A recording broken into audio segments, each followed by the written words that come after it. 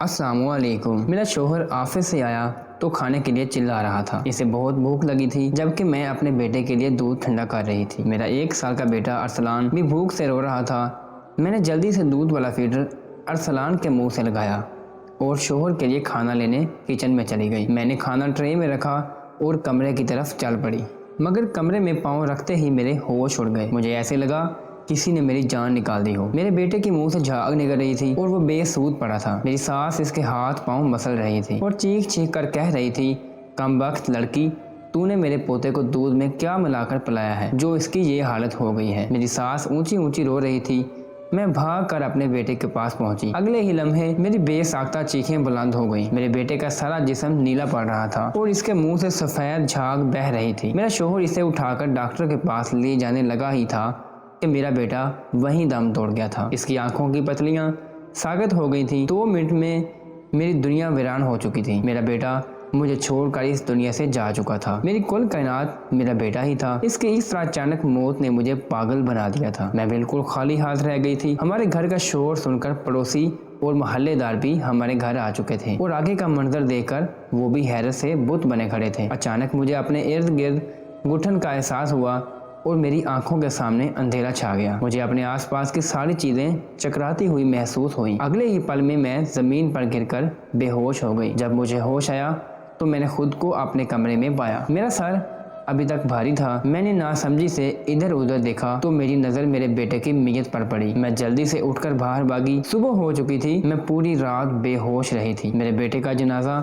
صحن میں پڑا تھا اور میری ساس اس کی چارپائی سے لگ کر بیٹھی ہوئی ہے۔ اس کی آنکھیں دیکھ کر لگتا تھا جیسے وہ پوری رات روتی رہی ہو۔ میرا شوہر بھی رو رہا تھا۔ میں جیسے ہی جنازے کے پاس پہنچی تو محلے کی عورتیں مجھے دیکھ کر ایک دوسرے سے کہنے لگی، لو دیکھو ہو گئی مہارانی کی صبح، کیسی بے شرم لڑکی ہے، بیٹا مر چکا ہے اور یہ اپنی نیندیں پوری کر رہی ہے۔ ارے کچھ تو حیا کرو، تمہاری بوڑھی ساس کل شام سے چارپائی سے لگ کر بیٹھی ہے، پانی کا گھونٹ تک نہیں پیا، پھر بھی اسے تمہارا ہی خیال رہا کہ تمہیں اٹھایا نہ جائے، تمہاری طبیعت خراب ہو جائے گی، اور ایک تم ہو کہ پہلے اپنے بیٹے کو جان سے مارتی ہو اور پھر بے شرمی سے اپنی نیندیں بھی پوری کرتی ہو۔ میں حیرانگی سے ان کی باتیں سن رہی تھی۔ وہ کتنی صفاقی سے سارا الزام مجھ پر ڈال رہی تھی۔ میں نے سر جھٹکا اور اپنے بیٹے کے جنازے کی طرف بڑھی تھی۔ ایک دم مجھے اپنے بالوں میں کھچاؤ محسوس ہوا، جیسے کسی نے بہت بے دردی سے میرے بال مٹھی میں پکڑ کر مجھے اپنی طرف کھینچا ہو۔ میں پیچھے مڑ کر دیکھا تو میری ساس میرے بال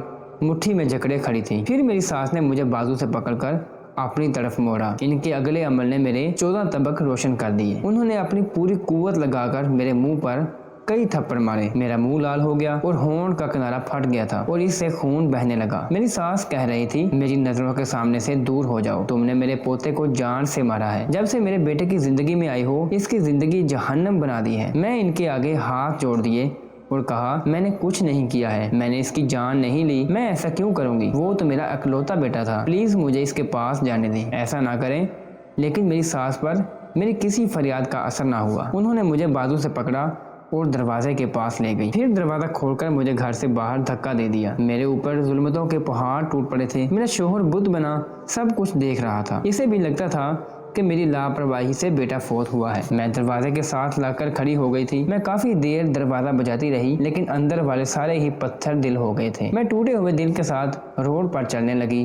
میرا اور کوئی ٹھکانہ نہیں تھا، جاتی تو کہاں جاتی۔ اچانک مجھے ایک عورت کی آواز سنائی دی جو اپنی مدد کے لیے پکار رہی تھی۔ وہ سڑک کراس کرتے ہوئے گر گئی تھی۔ میں بھاگ کر اس عورت کے پاس گئی، اسے سہارا دے کر اٹھایا اور سڑک کے دوسری طرف لے کر گئی۔ شکر ہے اسے کوئی چوٹ نہیں آئی تھی، مگر اس کے ہونٹ خشک ہو رہے تھے۔ میں بھاگ کر پانی لے آئی اور اسے پانی پلانے لگی۔ پانی پلاتے وقت میری آنکھوں سے آنسو بہ رہے تھے۔ اس عورت نے تشکر آمیز نظروں سے میری نظر دیکھا اور کہا، بیٹی رو کیوں رہی تھی، کیا تم بھی دکھی ہو؟ میں نے اس کی بات پر چونک کر ادھر ادھر دیکھا۔ میں بے دیانی میں اپنے گھر سے بہت دور نکل آئی تھی۔ اس عورت نے کہا، اللہ تیرا بھلا کرے گا، تیری ساری مشکلیں آسان کرے، تو نے میری جان بچائی ہے اور اس کا اجر تجھے اللہ دے گا، جا اپنے گھر چلی جا۔ میں نے کہا، میرا کوئی گھر نہیں ہے، میں بے آسرا ہوں۔ اس نے کہا، تو بے آسرا نہیں ہے، تو اپنے گھر چلی جا، جا تیرا گھر تیری راہ دیکھ رہا ہے، تیرے پاس تو سب کچھ ہے، پھر کیوں سڑکوں کی خاک چھان رہی ہو، گھر جاؤ،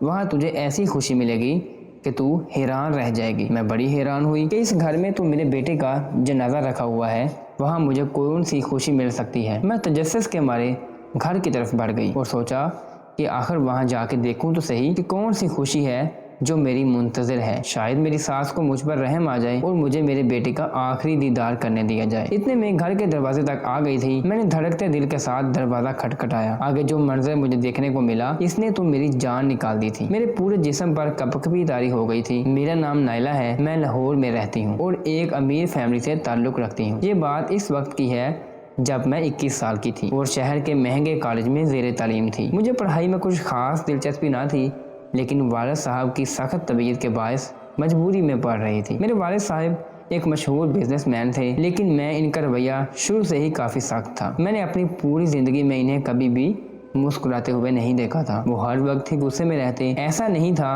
कि इसकी कोई वजह थी, इनकी कुदरती तबीयत ही ऐसी थी। गुस्सा इनकी फितरत में था। मैं इनकी इकलौती औलाद थी, लेकिन फिर भी कभी उन्होंने मुझसे प्यार से बात नहीं की थी। लेकिन मैं इनके गुस्से से सख्त खाइफ थी। मैं और मेरी माँ हमेशा फूंक फूंक कर ही कदम रखते थे और इस चीज़ का ख्याल रखा जाता कि कोई भी बात उनकी मर्जी के खिलाफ ना हो। मेरी माँ भी मेरे वालिद से तंग थी। मुझे बाप के रवैये ने मुतनफर कर दिया था। हद से ज़्यादा सख्ती भी इंसान को बागी बना देती है। मेरे साथ भी कुछ ऐसा ही हुआ था। इस दिन मैं जब कॉलेज से वापस घर आई तो हमारे ड्राइंग रूम में वालिद साहब के बिजनेस पार्टनर्स अपनी फैमिली के साथ बैठे हुए थे। मैंने खाना खाया और सो गई। शाम में उठी तो अम्मा ने बताया कि तुम्हारे बाप ने तुम्हारा रिश्ता अपने बिजनेस पार्टनर के बेटे से तय कर दिया है और इस जुम्मे की शाम तुम्हारा निकाह और रुखसती है। मुझे ऐसा लगा जैसे किसी ने मेरे तन बदन में आग लगा दी हो। मैंने एहतजाज करने की कोशिश की तो माँ ने कहा, खबरदार, जो कोई उल्टी सीधी हरकत की तुम्हारा बाप तुम्हें मार देगा, इसलिए कोई हंगामा करके अपने और मेरे लिए कोई मुश्किल ना बनाना। मैं गुस्से से अपने कमरे में चली गई और वहाँ से अपना फ़ोन लेकर फ़ौरन शुएब को कॉल की और इससे कहा कि अब्बा मेरी ज़बरदस्ती शादी कर रहे हैं, तुम प्लीज़ कुछ करो, मैं तुम्हारे अलावा किसी और से शादी नहीं करूँगी। शुएब ने मुझे कहा, तुम फिक्र मत करो, मैं जल्दी कोई इंतज़ाम करता हूँ। मैं बहुत परेशान थी। दरअसल मैं अपने क्लास फेलो शुएब से मोहब्बत करती थी। इसका ताल्लुक मिडिल क्लास घराने से था, लेकिन मैं इसके लिए कुछ भी कर सकती थी। वो बहुत अच्छा इंसान था।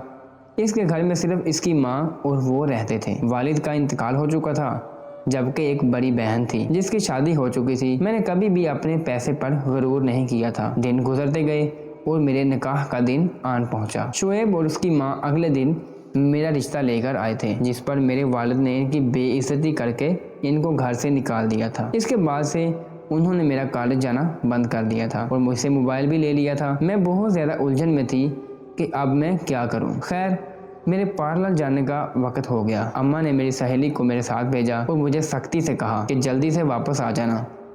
हम इनसे इजाज़त लेकर बाहर निकले और गाड़ी में बैठकर ड्राइवर के हमरा पार्लर की जानब जाने लगे। मैंने गाड़ी में बैठते ही साथ अपने दोस्त से फ़ोन लिया और शुएब को कॉल करके सब कुछ बता दिया। शुएब बहुत खफा हुआ कि तुम्हारे वालिद ने अच्छा नहीं किया, इन्हें मेरी माँ की बेइज्जती नहीं करनी चाहिए थी, लेकिन मैं फिर भी तुम्हारी खातिर सब कुछ भुला देता हूँ। तुम मुझे बताओ कि मैं अब क्या करूं। मैंने इसे कहा कि अब हमारे पास एक ही रास्ता है, हम कोर्ट मैरिज कर लेते हैं। तुम मुझे पार्लर से आकर ले जाओ, हम आज ही शादी कर लेते हैं। शुएब ने कहा, क्या ये ठीक है? मगर तुम्हारे घर वाले तुम्हें कबूल तो नहीं करेंगे। मैं कहा, मैं इनकी अकलौती औलाद हूँ, वो मुझसे थोड़ा अरसा नाराज रहेंगे, फिर सुलह कर लेंगे। शुएब ने कहा, अच्छा ठीक है, मैं पार्लर आ रहा हूँ। मैंने ड्राइवर को बहाना करके घर भेज दिया। इससे कहा कि मेरा सूट घर पर ही रह गया है, आप मुझे वो लाकर दे दें, मैं जब तक तैयार हो जाती हूँ। शुएब अगले 15 मिनट में मेरे पास पहुँच गया था। मैंने अपनी दोस्त को सब कुछ समझा दिया था और इसके बाद मैं शुएब के साथ चली गई। हमने मस्जिद में जाकर निकाह किया और फिर वह मुझे अपने घर ले गया। मैं नहीं जानती थी कि मैंने ये कदम उठाकर कितनी संगीन गलती की है। इधर जैसे ही मेरे माँ बाप को मेरे लापता होने की खबर मिली तो इन पर सातों आसमान एक साथ ही टूट पड़े थे। इनके वहमो गुमान में भी ना था कि मैं कोई ऐसा कदम उठाऊंगी। मेरे घर पर तो ये क़यामत आकर गुजर गई। मेरे वालिद इसी वक्त मुझे जान से मारने की इरादे से निकले, मगर अम्मा ने इनके पैर पकड़ लिए और कहा, ऐसा ना करें, वो हमारी अकलौती औलाद है, आप बेशक इसे माफ़ ना करें, लेकिन इसे जिंदा रहने दें। अब्बा को अम्मा की कसम ने रोक लिया था। मुझे आज शुएब के घर आए हुए 1 हफ्ता हो चला था, लेकिन मेरे मैके में मुकम्मल खामोशी थी, जिस पर मुझे बड़ी हैरत हो रही थी। लेकिन मैं ये ना समझ सकी कि तूफ़ान के आने से पहले हर तरफ खामोशी ही होती है। मैं हर चीज़ से बेखबर अपने ससुराल में पुरसकून जिंदगी गुजार रही थी। मेरी सास बहुत अच्छी थी, जिंदगी बिल्कुल पुरसकून गुजर रही थी। मैंने पढ़ाई छोड़ दी थी। सास मुझे अपनी बेटियों की तरह प्यार करती थी। मैंने तो शुक्र किया था कि मेरी जान छूट गई पढ़ाई से। अलबत्ता शोएब अब भी पढ़ रहा था, साथ साथ काम भी कर रहा था। वो सुबह सवेरे दफ्तर जाता और शाम को सेकंड टाइम कॉलेज जाता था और वहाँ से 8 बजे लौट कर आता। मेरी सास कपड़े सिलाई करती थी। मैंने घर में रहकर इससे कपड़े सिलाई करना सीख लिए थे। इनके घर का काम और सारा निज़ाम बहुत ज़्यादा अच्छा नहीं था। मुझे शुरू में थोड़ा सा मसला हुआ था। इसी तरह हमारी शादी को 3 साल गुजर गए। अल्लाह ताला ने मुझे एक बेटा भी अता किया था जिसका नाम शोएब ने अरसलान रखा था। बेटे के आने से घर के अखराजात मजीद बढ़ गए थे और शोएब अक्सर परेशान रहता है। अब मेरी सास का रवैया मेरे साथ कुछ अजीब सा हो गया था। वो बार बार मुझे कहती कि अब तुम्हें अपने माँ बाप से मिलने जाना चाहिए, वो तुम्हें याद करते होंगे और अब तक तो उन्होंने तुम्हें माफ भी कर दिया होगा। तुम्हारे बाप का इतना बड़ा बिजनेस है, आखिर इसे कौन संभालेगा। लेकिन मेरे अंदर इतनी हिम्मत ना थी कि मैं अपने माँ बाप के गुस्से का सामना कर पाती। मुमकिन था कि वो मुझे देखते ही गोली मार दे। मैं हर दफ़ा अपनी सास से कोई ना कोई बहाना करके इनको टाल देती। शोएब का रवैया भी इन दिनों तब्दील होता जा रहा था। मैंने इनसे पूछने का इरादा किया, लेकिन फिर खुद ही सोचा कि हो सकता है काम ज़्यादा हो, इसकी वजह से परेशान हो। इस दिन भी रोज़ के मामूल की तरह मेरा शोहर नाश्ता करके दफ्तर चला गया था। पीछे मैंने घर के काम निपटाए और पुरसकून होकर बैठ गई, क्योंकि अब मेरे शोहर ने रात को ही आना था। इस दिन मेरी सास ने किचन में जाकर खाना बनाया। इसने मुझे कहा कि तुम जाकर अरसलान को देखो।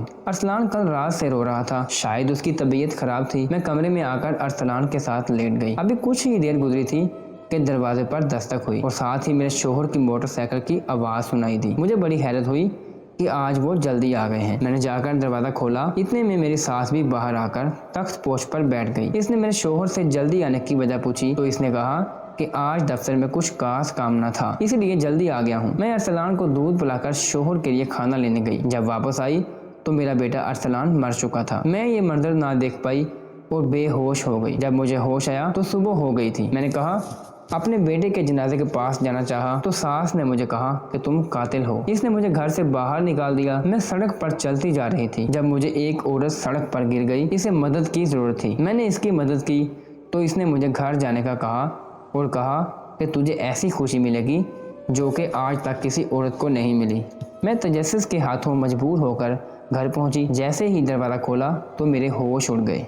मेरे बेटे की मीयत सामने नहीं पड़ी थी, वो तो चारपाई पर लेटकर खेल रहा था। मोहल्ले वाले भी अब यहाँ मौजूद नहीं थे। मैं बड़ी हैरान हुई कि ये सब क्या है। अभी कुछ देर पहले तो मेरा बेटा मर चुका था, इसकी मीयत यहाँ पड़ी थी, फिर ये सब क्या है। मेरा बेटा कैसे जिंदा हो गया। मेरी सास और शोहर कहाँ थे, मुझे कुछ समझ नहीं आ रही थी। मैंने अपने बेटे को उठाकर प्यार किया। तभी मुझे मेरी सास के कमरे से बातों की आवाज़ आने लगी। अंदर से आने वाली आवाज़ें सुनकर मुझे अपने कानों पर यकीन न आया। मुझे इस औरत की बातें सच्ची लगने लगी थी। मेरे नाक के नीचे इतनी घिनौनी साजिश रचाई गई, लेकिन मैं बेखबर रही। मुझे बेतहाशा खुद की कम अकली पर गुस्सा आया। मैंने कैसे एक शख्स को इतना मौका दे दिया कि वो आकर मेरी जिंदगी से खेल गया। मेरी सास मेरे शोहर से कह रही थी कि सारी तैयारी हो गई है, तुम जाओ और अपनी बीवी से कहो कहीं से भी ढूंढो और लाओ। मेरे शोहर ने कहा वो कैसे आएगी मेरे साथ, आपने इसे धक्के देकर घर से निकाला है। तब मेरी सास ने कहा कि इसमें इतनी अकल नहीं है, तुम इसके सामने कोई बहाना कर देना कि अरसलान बेहोश हुआ था, मरा नहीं था, अब इसे होश आ गया है। वो बिल्कुल ठीक है, तुम किसी भी कीमत पर इसे वापस लेकर आओ। तुम जानते हो ना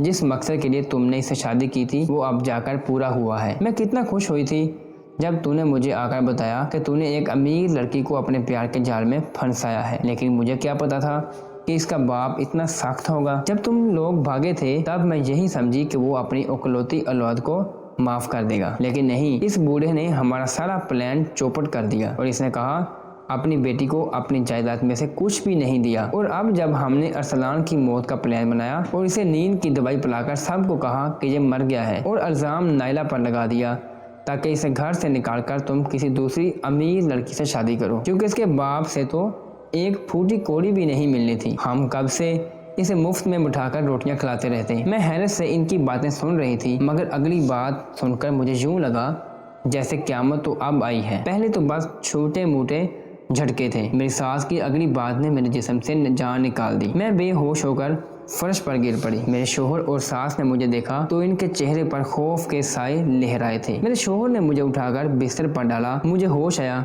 تو میرے شوہر کمرے میں بے چینی سے ٹہل رہا تھا۔ میں فوراً اسے اٹھی اور کہا مجھے میرے باپ کے گھر جانا ہے۔ میں اس کی کوئی بھی بات سنے بغیر باہر کی طرف بڑھ گئی۔ میں اپنے باپ کے گھر پہنچی تو سب کچھ اجڑ چکا تھا۔ میرے والد فوت ہو چکے تھے اور مرنے سے پہلے اپنی تمام جائیداد میرے نام پر کر گئے تھے۔ میری ماں مجھے دیکھتے ہی میرے گلے لگ کر رونے لگی۔ یہی حال میرا بھی تھا۔ دراصل شعیب نے مجھ سے دولت کی لالچ میں شادی کی تھی۔ پہلے تو سب ٹھیک رہا، لیکن جب انہیں پتہ چلا کہ میرے باپ کی طرف سے انہیں کچھ نہیں ملنے والا، تب ان کا دل میری طرف سے کھٹا ہو گیا تھا۔ دونوں ماں بیٹا مجھے نکالنے کی وجہ ڈھونڈ رہے تھے۔ جب انہیں کوئی وجہ نہ ملی تو میرے بیٹے کا مارنے کا ڈرامہ کیا اور الزام لگا کر مجھے گھر سے باہر کر دیا۔ پیچھے کسی کے منہ سے خبر سنی کہ میرے والد وفات پا گئے ہیں اور اپنی تمام جائیداد کا مالک مجھے بنا گئے ہیں۔ تو یہ خبر سنتے ہی میری ساس اور میرا شوہر پاگل ہو رہے تھے۔ وہ مجھ سے معافی مانگ رہے تھے اور کہہ رہے تھے کہ اس سب میں ہماری غلطی ہے، ہم نے بچے کی بے ہوشی کو موت سمجھ لیا۔ ایک ایک کر کے